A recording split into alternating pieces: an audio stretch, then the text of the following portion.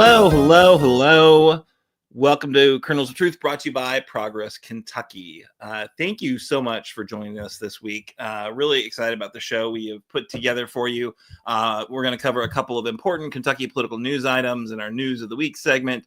Then we're going to bring on our guests, Janie, Lindle, and Patty Kannapel. They are both from the League of Women Voters of Kentucky, and they help lead the Transparency Initiative. So going to hear from them how the GOP supermajority in Frankfort should be behaving to increase public awareness of what the General Assembly is up to, as opposed to how they're currently conducting the people's business. These experts have been tracking that for a few years, and we want to hear the recommendations for increased transparency. Finally, we're going to close out with our call to action. It should be a super exciting show. So glad you've joined us. But before we get into it, I want to just check in. How you doing, folks? It's been a heck of a week, hasn't it? If you are concerned about progressive politics, this has been a bit of a ride, I think. Fair enough to say. So we know that what has happened in Kentucky in the past few years electorally, it's not exactly what we've wanted it to. The way to go down that it has gone down is not exactly what the ideal is. We've had some victories, we've had some setbacks, but we know that there's more work to do to get better electoral outcomes for our Commonwealth. And if you want to help us create a more compassionate Commonwealth, we're going to need to all join in on a long-term project of creating power to build better political outcomes in Kentucky. We hope you'll support Progress Kentucky in our campaign to make that happen. Of course, building power comes to two sources of power, right? There's money, then there's people. Let us know how you want to help out. We are launching actually two new committees as we speak. One that's focused on the legislature, watchdogging the General Assembly. Another focused on rural engagement, which we know we can't change the long-term political outcomes of our Commonwealth without better rural engagement. So if you're in Kentucky, if you're progressive and you're fired up to help bring more progressive progress to our great state, let us know. We will plug you into those efforts, or you can make a contribution right now. If you want to do the money thing as opposed to the people thing, you can make a contribution via our secure online website, Act Blue, to help turn Kentucky purple. $10, $20, $200, it all adds up to real political change. So let's go ahead and check in with our co-host. Let me know who you are, where you are, and what are you protesting today, right? Because we are not just talking heads on the interwebs. We are a digital demonstration for a better Kentucky. You there on the internet, we mean you as well. Let us hear what you're most concerned about today. I know there's a few things to pick from. Put it in the chat while we're sharing ours. So I'm Aaron, coming to you from Lexington. My sign says, "Hey, Kentucky, did you mean to vote for chaos, confusion, and cruelty?" And you can go ahead and answer that in the chat if you like. Now let me check in with my co-host, the lovely Kimberly. Kimberly, are you there? I sure am, Aaron, and I have my mute off today. I just want to tell you. So far, so good on the mute button. Right. Actually, I'm Kimberly Cecil Jones. I'm sorry, everybody. I'm coming to you live from Louisville, Kentucky. And my protest sign says today, "Leave the military alone, Trump." Yeah. And the reason why I say that is because a lot of things came through the pipeline today. And my daughter called me from South Korea to tell me some of these things that were coming down the pipeline, such as they will not acknowledge basically the different holidays of each month, the diverse holidays, and several other things like changing their fingernail polish colors. Yes, French tips, clear, and American manicure. You ever heard of American manicure, Aaron? I'm not familiar Me with neither. that nail treatment option. Me neither. It's just a soft, milky pink. Okay, good to know. So glad that your daughter is Pete Hegseth, bringing real political change to the military, changing your fingernail options. Good to know. He also, I think, signed an order to kick out all trans people. So, yes, definitely problematic on a wide range of things. And I think that, it's gross what's happening right out of the gates. The shock and awe is real for sure. Are we going back to don't ask, don't tell? I think it's even worse. I don't know. I mean, I think gays and lesbians, I think currently are allowed, but I think it's trans folks are getting kicked out. Martin Rivers is concerned about undoing the gerrymandering that's created the polarization. So that's something. Annabel Nagel's ready to flee the country, flee the basis of the Red Hot Chili Peppers, I imagine is what she means there. And then what else? Anyone else online got a thing they're protesting right now? I think it's 2E's. Anyway, let's get into some news stories, right? News of the week. Kimberly Cecil Jones, I think you've got the first story for us. Yes, sir, I surely do. And this could be a major milestone right here in the state of Kentucky. What it is people are trying to end slavery in Kentucky. And there's a Lexington lawmaker that is bringing that to the floor. Also, there is House Bill 121, which they want to undo the 25th Amendment here in Kentucky in the Great Commonwealth. And also, in addition to that, you would think that we did not still have slavery in this state, but we do. So let us get into it. And thank you to the Kentucky Lantern for this great article by Sarah Ladd. There was a person named Savvy Shabazz, and I think he's been on the show before, Aaron. Yeah, friend of the show, voter registration advocate, Savvy Shabazz. He spent 9 years incarcerated in the Kentucky institutions. He worked for as little as 63 cents a day. Now, he and many others are pushing for an amendment to modernize Kentucky's constitution, which currently permits slavery and indentured servitude for people convicted of crimes. Now, in 1981, ratified the Chapter 25 of Kentucky's Constitution states that slavery and involuntary servitude in this state are forbidden, except as punishment for crime, whereof the party shall have been duly convicted. Now, this presence of the slavery clause and involuntary servitude in Kentucky's Constitution perpetrates a painful legacy of oppression and dehumanization. Shabazz said, whom governor, our great governor, Andy Beshear, pardoned in 2020, he said in a Frankfort press conference, all of this serves as a stark reminder of a dark chapter in our nation's history, when the fundamental rights of certain individuals like him was systematically denied based on race. And let me just say this, Representative George Brown Jr., who is a Democrat out of Lexington, he introduced the bill to strike that except clause through a constitutional amendment.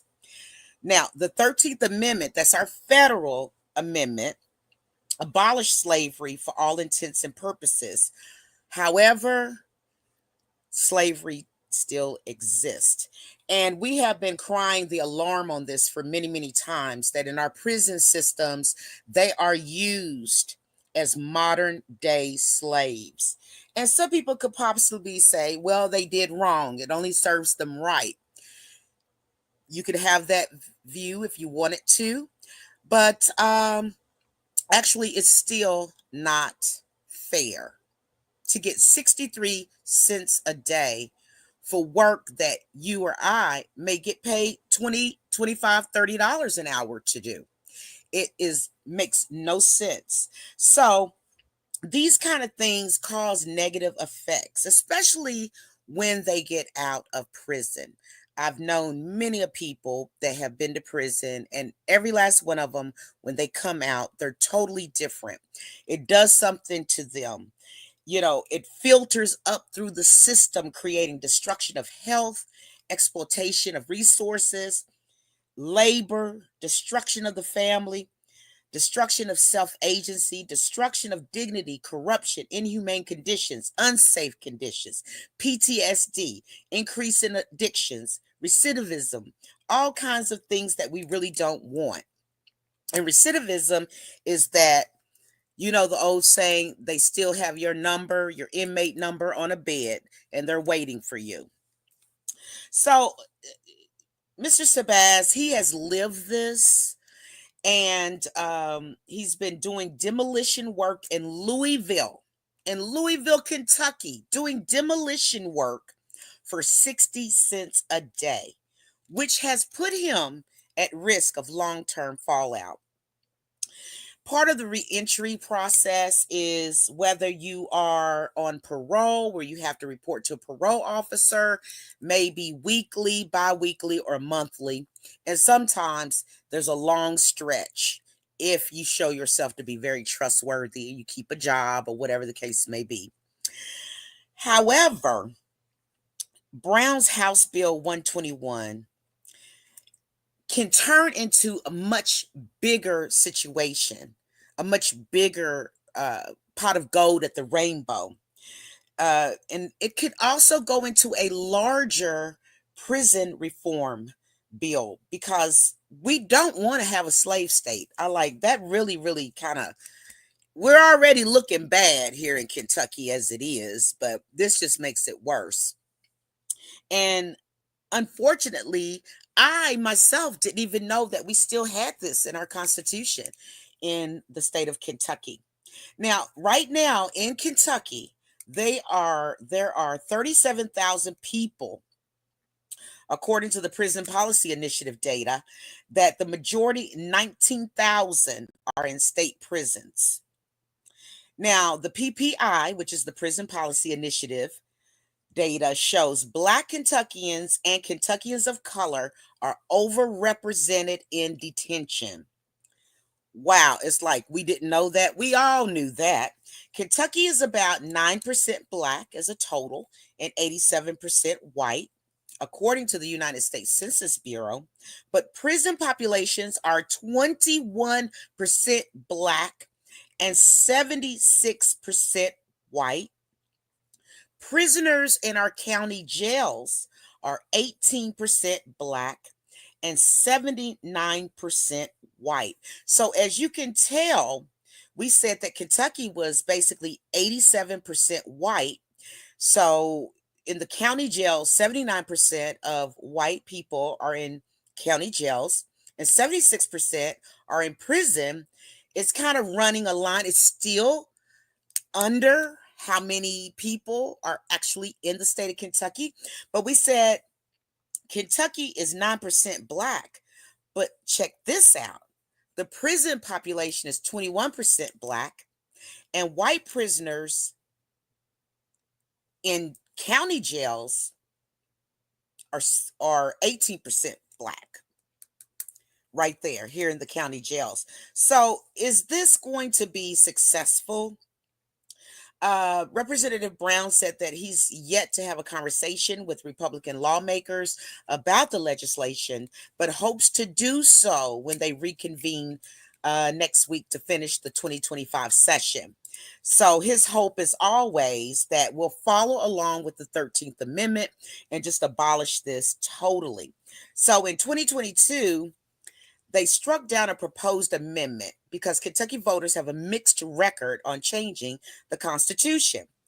There was a proposed amendment that would have stated that there's no right to an abortion in Kentucky's Constitution. In 2024, they voted against another proposed amendment that would have opened a path for the Republican-controlled legislature to allow state dollars to flow to non-public schools, such as private or charter schools.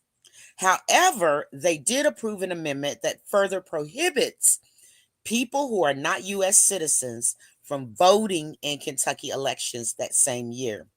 So Brown filed this legislation in 2024 as well, and the only Democrat signed as a co-sponsor, it did not get assigned a committee, making it effectively dead on arrival. But Representative Brown hopes for Republican co-sponsors this year and a committee hearing. So far, his only other co-sponsor is Representative Beverly Chester Burton, right here from Louisville, Kentucky, the 44th district.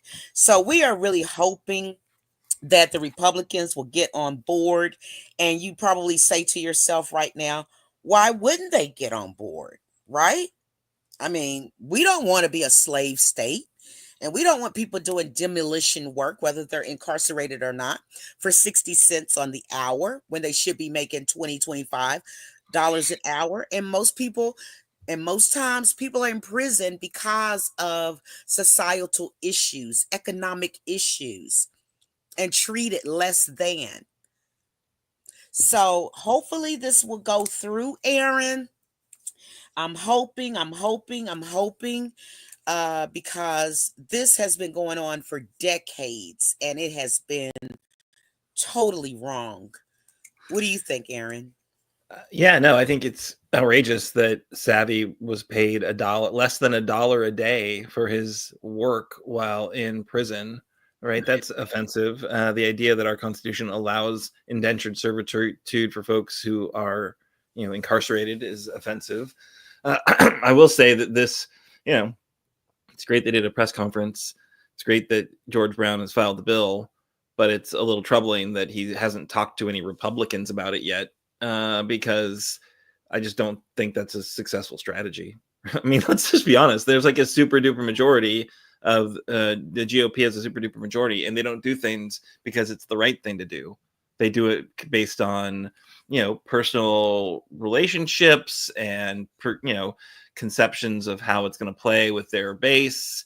I think you can very much make a case for this legislation that could appeal to conservatives, right? But I don't know that this is, it's like it was doomed last time. I don't know that the math has changed. It doesn't sound like Representative Brown has changed the political, engagement. So I don't know, maybe that was misreported and he's talked to a bunch of Republicans and has a strategy, but I think you don't get anything done as a Democrat with a super duper GOP majority unless you're really pretty strategic and you engage with, key members and build key relationships. So, I wish him all the best, but my wishes don't really add up to much, right? Because I'm not a Republican lawmaker in the Kentucky General Assembly.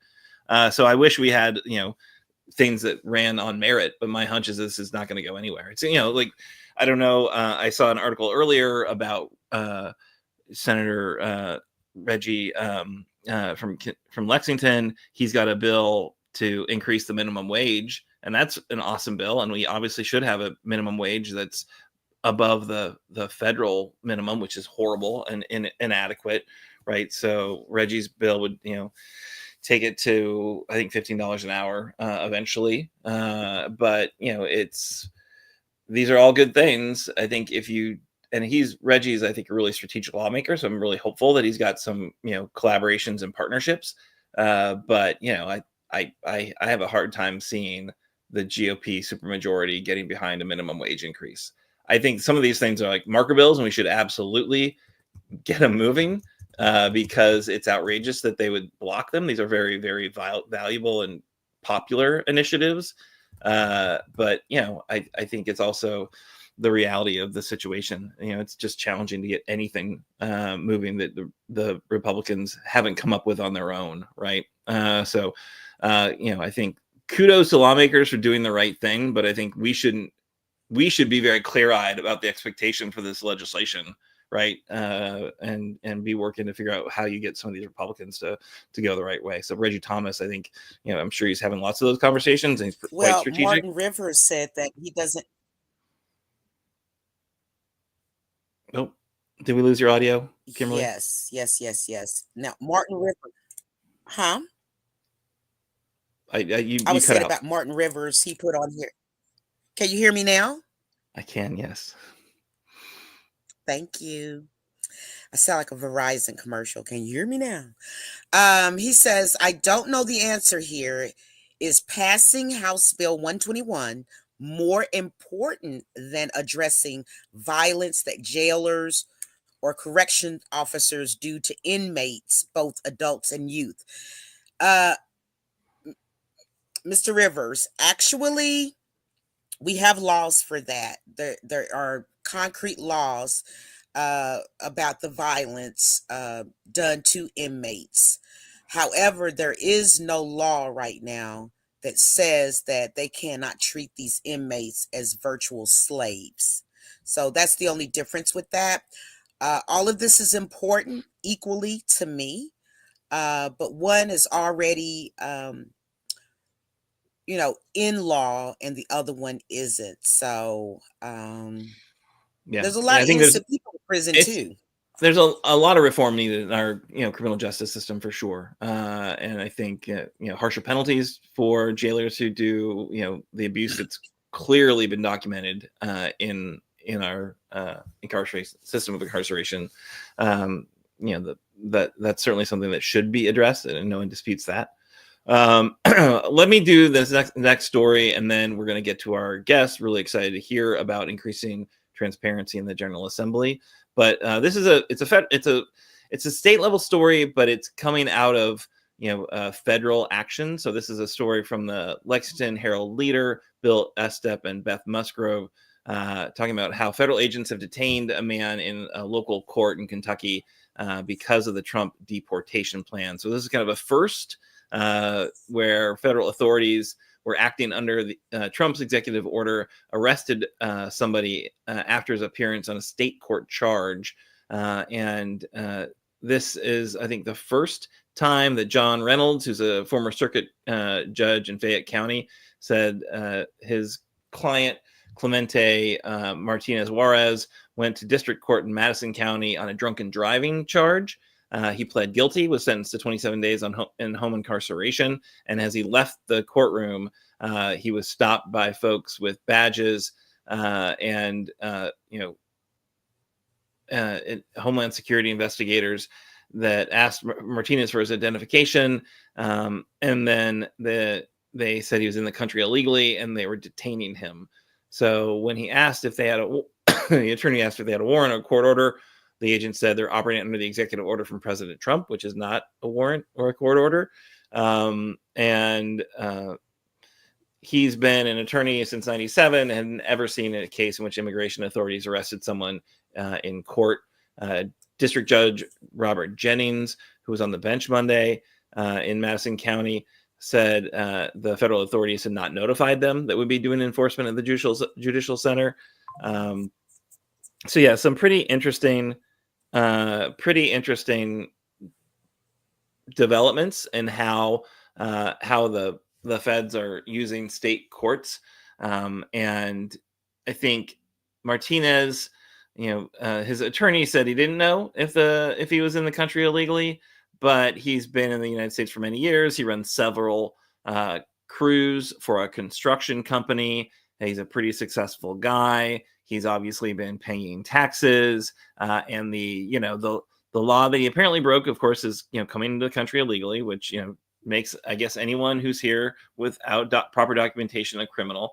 But that's not it's not a violent criminal. They said they're getting rid of the bad guys, and I'm not here to defend DWIs or anything of that nature, but it does seem pretty telling that they've pardoned a bunch of folks who assaulted police officers, and there's an article in the Herald Leader about all these folks from Kentucky who have been pardoned with the January 6th protesters and the folks who attacked and assaulted police officers. They're folks in Kentucky. They've been let free, but this guy who didn't attack anyone now looks like he's going to be deported. So just change in how things are operating legally right now in our state. So of course there are those stories get out, and then you see folks who aren't here with proper documentation removing themselves from society and doing everything they can to stay in the shadows, because they clearly are very much at risk of deportation. So that makes those communities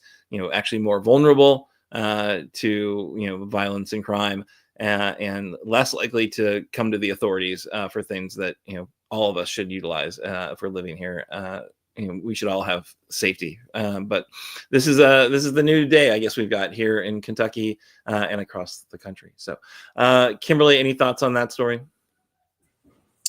Yes. Also, I know that some years ago, something like this happened. I can't remember the exact year, but that person sued Greyhound for like $2.2 million, and they eventually won, and they made it one of their top priorities that you cannot come on their buses and just randomly, what they called, quote unquote, harassing their riders.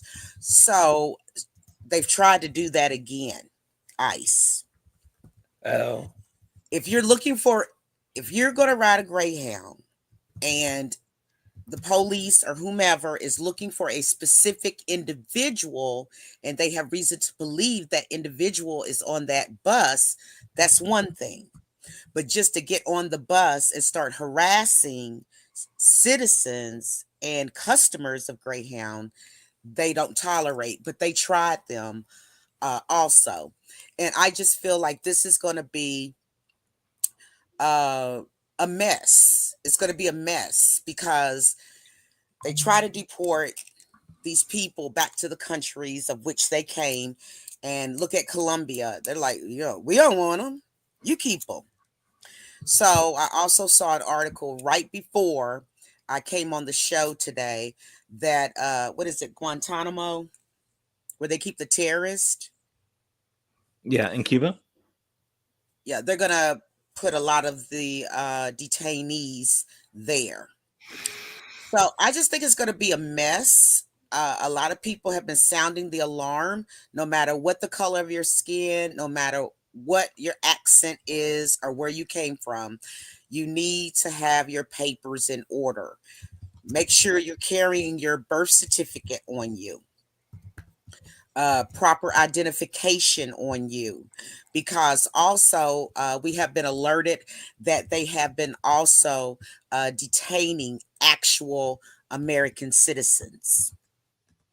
Yeah, no, the big sweeps that they put in place, they were not very targeted. They got a lot of folks that were not, illegal at all, and a lot of people that were not violent, that were not criminals, and yeah, it's a mess. So, all right, so we should move on. We're getting a little bit long here. Want to make sure we've got plenty of time to chat with our guests. And speaking of which, we are thrilled to welcome back the League of Women Voters of Kentucky. They have been long time and consistent source of information for nonpartisan public policy and analysis from a good government perspective. We're very glad to be joined this week by two members of their transparency team, Janie Lindle and Patty Kannapel. Janie, welcome back. Patty, very nice to have you on Kernels of Truth. League of Women Voters has been tracking transparency through the years, making recommendations and monitoring changes to how the General Assembly is performing. So really excited to check in and hear how things are going in Frankfort now. What's your assessment? What do we need to do differently? Well, thank you for having us. And I think your summary of how things are going just was the first half hour of the show. Sorry. I hope I didn't give away the. Yeah, there are definite issues with the balance here. We, as an organization, have a fundamental principle that we constantly refer to when it comes to transparency in government. And that is our democracy principle. And it's not ours, but it's one that's been stated and restated since the founding of the United States. And it comes along with the right to vote, that we, the people, have a right to participate in all the decisions that affect us. And different groups at different times have phrased it differently.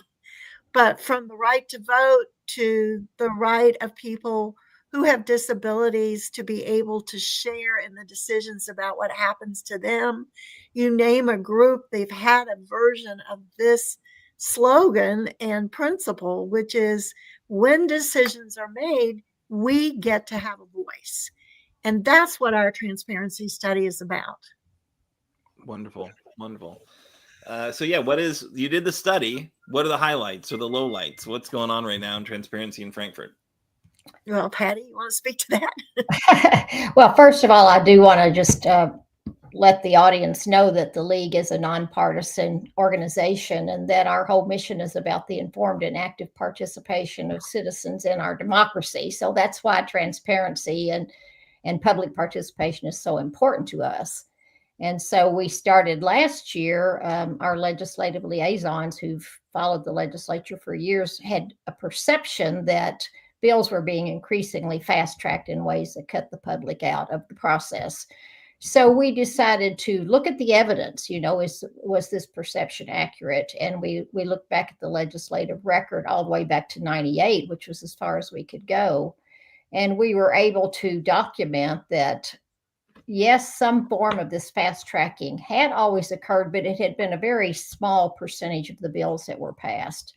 So I don't know, Erin, if you've got that slide 4 that was one of our graphs that we did both last year and this year that showed back in 98, less than 5% of bills that became law used these 4 fast track maneuvers that we had identified that basically rushed bills through in ways that the public didn't have time to read and understand bills and give input. And then by the time we got to 2023, and then again in 2024, we're seeing that really about a third of House bills and a fourth of the Senate bills are being passed using these fast track maneuvers. So transparency is becoming more and more challenging. And then in our 2024 report, we identified 4 additional what we call undemocratic tactics that the legislature has been using that just make it really challenging for the public to participate. And we can get into those as we go along if you're interested in that. Oh, absolutely. Yeah. Is that slide 5 or what should I do? Well, I think you could back up to slide 3 because what you see in the left-hand column are 4 challenges to the democracy principle that we covered in 2023. And as Patty just pointed out, we didn't see much change in what happened there. What we focused on at that point was definitely the process and at what points in the process citizens and members of the public can join in and take advantage of the way that bills are made. So what we found was that by skipping their own rules, skipping through them, they effectively cut out at least 5 opportunities for people to participate in the bill making process, and they narrowed it down to just about 1 or 2. And those are the things that we saw in all those bills since 98 was by escalating the rate of skipping committee meetings, having readings before the committees even voted. That is, readings in the full chamber before a committee ever reports to them. They actually have skipped over steps where people can express their opinions, including other legislators. So some of these 4 things that they've done is not only sped up the legislation, but effectively cut off discussion or any form of deliberation, whether you're a legislator or a member of the public of Kentucky. Then what Patty's referring to is the right-hand column, in which we figured out a few other things that were going on in our most recent report here in 2024, released in 2024. And these are things that are not actually part of the process. It's just, again, more examples of not following the process or speeding it up in such a way that it's almost impossible as a member of the public to figure out what's going on. So these all seem important. You've got about 8 challenges that you identified in this slide. If you are listening to this as a podcast later, you're not going to be able to see these slides. So I don't know if you want to walk through these, just kind of blow by blow what these fast track maneuvers are and what these undemocratic tactics are. Well, first, I would refer everybody to our free downloadable report in which the definitions are very clearly spelled out. And that's at LWVKY.org. And it's right up on our front page. And not only can you download that report, but if you're a really geeky person, you can download an appendix that talks about how we figured out what they did and what all the details are of those steps. The challenges we faced last year were basically all about the rules of the House and the Senate. So challenges 1 through 4 are basically skipping steps. Like challenge 1 is readings before committee action, which I briefly gave an example. Or challenge 2, which is you show up for your committee meeting and all of a sudden there's whole new bill language that nobody's seen, which is a last minute committee substitute of the bill. Challenge 3 is instead of waiting a whole day after the committee reports to the floor, just go ahead and have a vote on the floor and send it to the next house or chamber. And then also when both chambers have passed a bill, sometimes they don't pass exactly the same thing. So you have to have a conference committee. So challenge 4 is they have this conference committee. They report that the conference committee couldn't agree, and then they appoint a free conference committee. And then that conference committee comes back with new language and they call for a vote immediately instead of giving everyone a day to kind of figure out what's going on. And Patty, I'll leave the other 4 challenges for you. Challenges 5 through 8, the undemocratic tactics. Right. So these are the ones that we identified in our most recent report. First, the loss of pre-filed bills. Up until 2022, the legislators could pre-file some of the bills ahead of the session, and those would be on the legislature's website. So the public could go, ahead of the legislative session, see what was being proposed, maybe even call their legislator who had drafted that bill and give input ahead of time to help improve the bill. But certainly it helped the public prepare ahead of time. In 2022, a bill was passed to eliminate the pre-filed bills, and the bill sponsor, who was House Speaker David Osborne, had pledged during the committee hearings that they would create a new website where legislators could post draft bills, just as they had done with the pre-filed bills. But to date, there is no such web page on the legislature's website. There's no central repository now for pre-filed bills. You could maybe contact individual legislators or go to their web pages and find some draft bills, but there's no central location for the public to do a little preparation ahead of the session. The second one, shell bills. This is when they introduce a bill that has very little substantive language. It might just say they're going to go to gender neutral language and change he to he, she, for example. It could be a very short bill. There seems to be doing very little. And then at the last minute, it's replaced or filled with a substitute bill that makes big substantive changes that the public hasn't seen. They haven't realized it's coming. And oftentimes that's combined with some of those fast track maneuvers then to push it through so quickly that the public doesn't have time to figure out what's going on. Challenge 7 is holding their committee meetings at irregular times. So each of the House and Senate standing committees are required to publish their regular meeting schedule at the beginning of the session. The public can see that. If you're interested in a particular issue like education, when that committee's meeting. They're required to meet at that scheduled time if they have business to transact.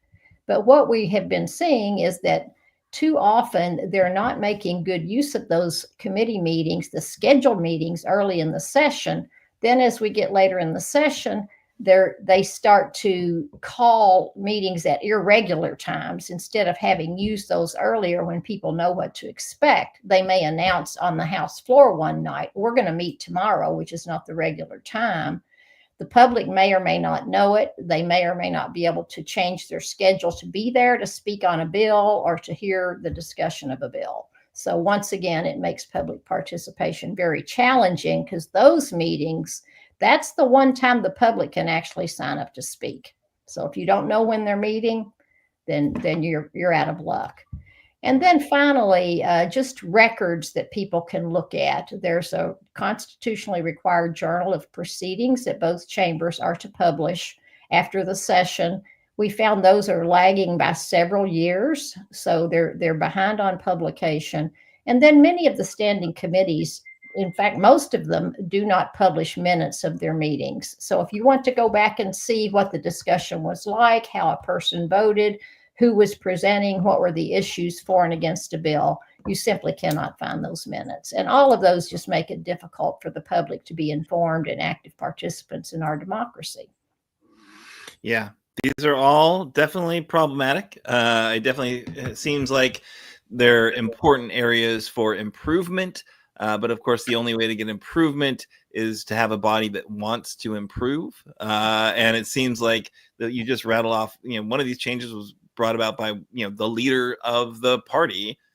So that seems like not necessarily the body is receptive to your recommendations. I don't know so this is the second year you've issued the report, I believe, with recommendations. What's the response been from the chamber? Well, last year I think we got more direct response. This year it's been pretty indirect. In both years, Patty can back me up on this. What was interesting, that the first thing both houses do at the very first day is adopt their rules for the session. And they, last year, the House spent about 2 hours discussing it, but adopted the rules they had before. The Senate didn't spend quite as much time and adopted the rules they had before. This year, there was discussion in both houses, and both houses changed their rules slightly. But neither, so far as we can tell, the rules that they changed to really didn't address any of the fast track maneuvers or some of the undemocratic tactics that we had mentioned. That's disappointing. Kimberly, do you have a question for our guests? I sure do. These wonderful ladies that we have on tonight. My question basically is, and you were talking about the transparency, different things like that. How do you recommend that the public engage for greater transparency and more information about the legislative process? Erin, if you have that slide number 5, how can you help? That would be great to post because we do have some recommendations. And this, participate and pay attention for one thing. Monitor the session as best you can and look for opportunities to participate. There are some really positive things about the legislature's website. The bills as they're filed are there. You can see when they're what they contain. If they're sticking with their committee schedule, you can see when they're going to hear bills. So monitor, look when you can participate. Contact your legislatures each time you see that a bill has been rushed, and if you're following that closely or watching the league's website and getting our action alerts, then you can call and say, hey, we need more time. We don't like what's happening here.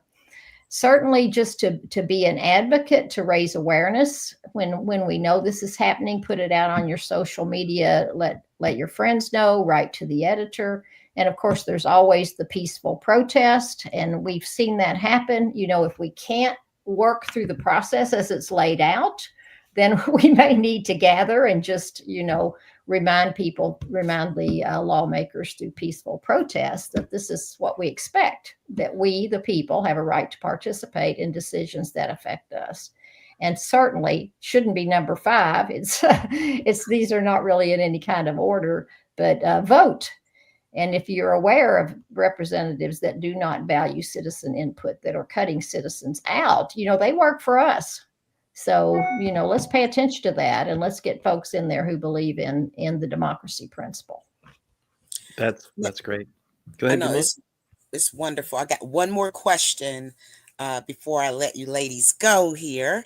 How long have you all been involved with the League of Women Voters? I know back in the day, my mom was a member of the League of Women Voters herself. Her name was Barbara Brown. And the other thing is, after you say how long you've been involved in the League of Women Voters, I would just like to know, what specific things have you seen change in the legislature of how they do things? Well, I'll jump right in then. I've been involved off and long in many different states. I had a career as an educator and traveled to different states. And my position was as a policy professor at one time. So off and on, I've done different things. And before getting involved with the league across time, I guess my most recent stint with this league is just since 2022, and have been working with some women I knew back in the day when the Kentucky Education Reform Act was first introduced.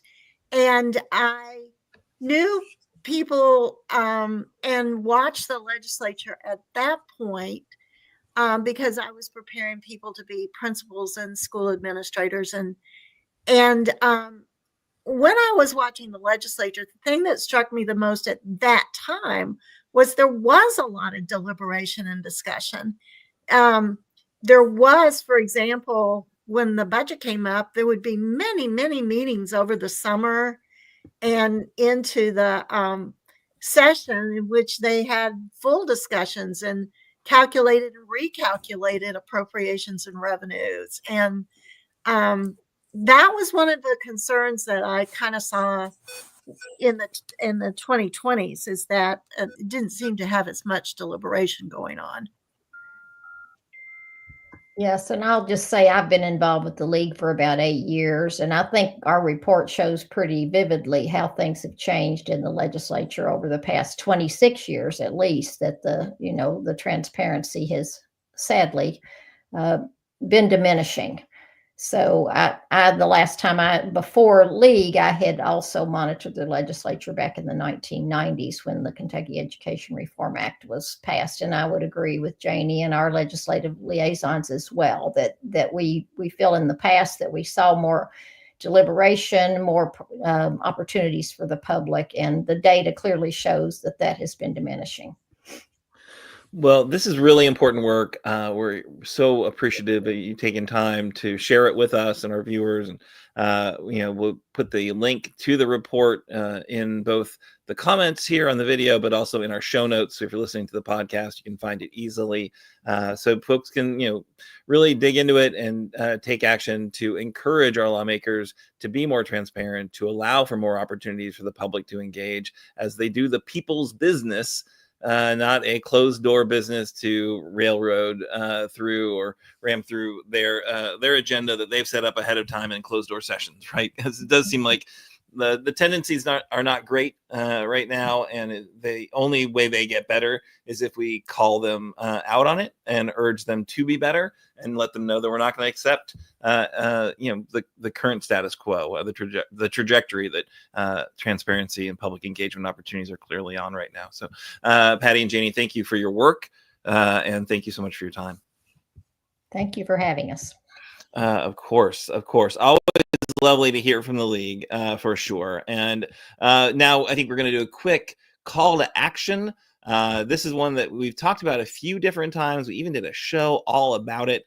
This is about our getting early voting for caregivers. We are up to 84 actions so far in our effort to expand excused early voting to include caregivers to the ill and the infirm, voters who are actually currently allowed to use the 6 days of excused early voting in Kentucky.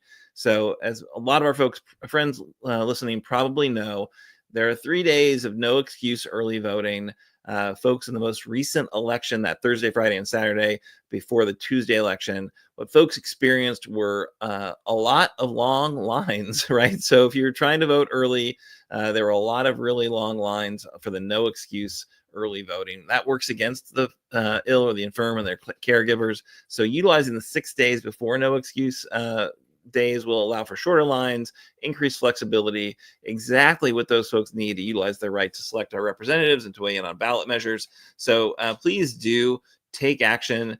This is one that, we'd like to get well over 100 letters to Kentucky lawmakers urging them to take this very nonpartisan, quick fix to allow both the infirm who are already and the ill and infirm who are already allowed to use the no excuse or the excused early voting, but adding their caregivers as well. It's a very quick fix. I think it's a very nonpartisan solution to a challenge that was experienced firsthand by Betty Pendergrass and I think other election volunteers and so this is what the type of thing that I think everyone can come together on and support it. but they do need to hear from you. I want to point out, if you're taking action on this and it shows your old lawmaker, because our tool Democracy, our Action Network, is a little bit behind in updating their new legislators list. We will make sure on the back end that we send your comments to your new lawmaker so they see your letter. So please do take action there. So I think that's all we've got. Kimberly, anything you want to add? I just want to say I was just laying back tonight, chilling, listening to those ladies. Like, we needed at least another 30 to 45 minutes with them. They were so knowledgeable and so great in what they do. I really respect them and admire them because women are in this particular situation that we have going on in our country right now. And it does trickle down to our great state of Kentucky. So I appreciate what they're doing. But I can close for you if you want me to. Yeah, let's do it. We're going to be like Nike. Just do it. So the disclaimer first, Progress Kentucky is a nonprofit organization registered with the Kentucky Secretary of State and organized as a 501c4. We are affiliated with the Indivisible Project and Commonwealth Alliance for Voter Engagement, known as CAVE. And we are also proud members of the Forward Kentucky Network. Progress Kentucky's goal is to educate, organize, increase voter turnout, and advance a progressive agenda through civic engagement. Please join us next week because we'll be convening an Indivisible Project panel kicked off by Indivisible co-founder Ezra Levin. I know Ezra. And joined by representatives of Four Rivers, Indivisible, North Kentucky, Indivisible, and our friends with Bluegrass Activist Alliance there in Lexington. So you don't want to miss next week's show. It is going to be fire. It's going to be great. And production of episode 195 was by our very own wonderful, beautiful, and giving of her time, Annabel Nagel. Thank you so much, Annabel, for what you do. And our very own Nate Orshan wrote and performed our theme song. You can find more information and music at natosongs.com. That's N-A-T-O songs.com. Head over there as soon as we finish this show to hear his new song. I promise you, you will be impressed. And if you miss our weekly live stream on Facebook or YouTube, audio podcast and our show notes are always available on Apple, Google, Spotify, and just about wherever you get your podcast. And if you do listen to the pod, please, please, please leave us a 5-star review wherever you may be listening. It helps with the algorithms. And logo and some graphic content was provided by Couchfire Media.